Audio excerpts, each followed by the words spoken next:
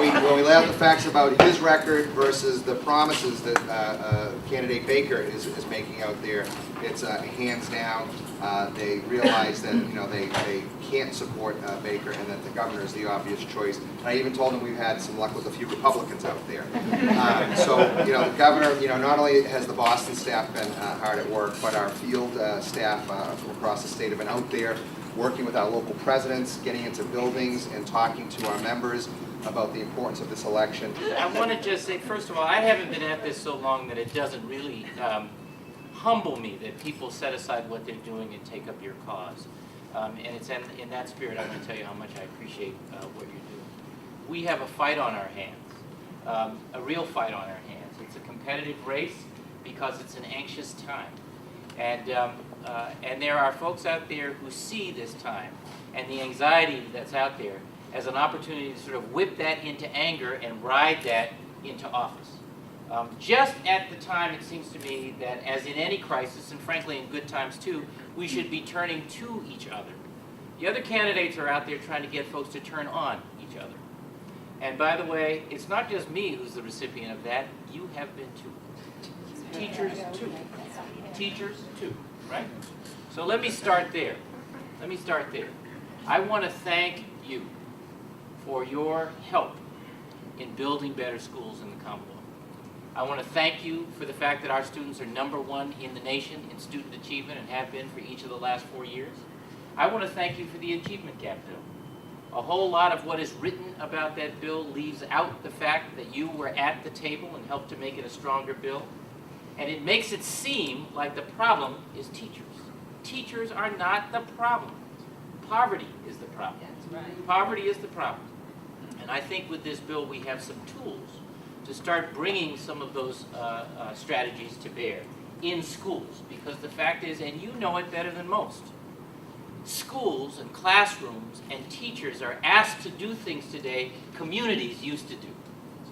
Right? When I was growing up, and I've told many of you about this before, on the south side of Chicago, that was a time when every child was under the jurisdiction of every single adult on the block. You messed up down the street in front of Ms. Jones, she would go upside your head as if you were hers. I had an incredible 6th grade teacher back on the south side of Chicago. I think there were 40 of us in the classroom. Everybody was a mess. The school was a mess, the kids were a mess, our families were a mess. She took us on a field trip to see The Sound of Music, which was out then. She used it to teach us about the rise of the Nazis and the Second World War. Her son was living in Germany, and she taught us to count in German. She taught us the greetings in German. She took us to the first opera I'd ever seen. I didn't know what they were singing about. I still don't know what they're singing about. But that whole thing, that whole way she had, made me imagine what it could be like to be a citizen of the world. You have no idea what kind of impact that has on a 12 years old, 11-year-old kid on the south side of Chicago. You have no idea. And that is what that's the image I have in mind when I'm thinking about the impact of a teacher. And so how we get all the stuff, I was going to say a different word, but things out of the way of the relationship that a well-prepared and well-supported teacher can have with a kid is what we're trying to do in schools. And you have to teach us how to do that because you're going to know it better than me. And the community is different today. Everybody who can work is working. There's just a whole different kind of structure.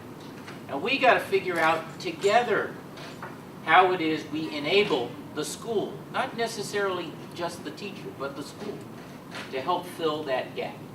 And we have to do that together.